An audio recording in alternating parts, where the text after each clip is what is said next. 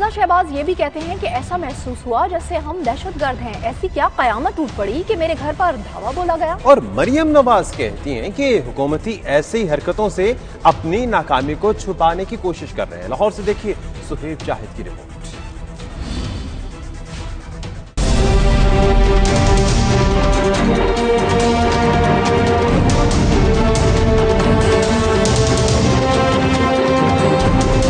Punjab assembly میں قائد حزب اختلاف حمزہ شہباز نے لاہور میں ہنگامی پریس کانفرنس کرتے ہوئے کہا کہ نیب نے ایسے چھاپا مارا جیسے ہم دہشت گرد ہوں، ہر مرتبہ بلانے پر نیب میں پیش ہوا، تو ایسی کیا قیامت ٹوٹ پڑی تھی کہ نیب کو یہ اقدام اٹھانا پڑ گیا۔ آج پہلی مرتبہ مجھے یہ محسوس ہوا کہ شاید ہم دہشت گرد ہیں۔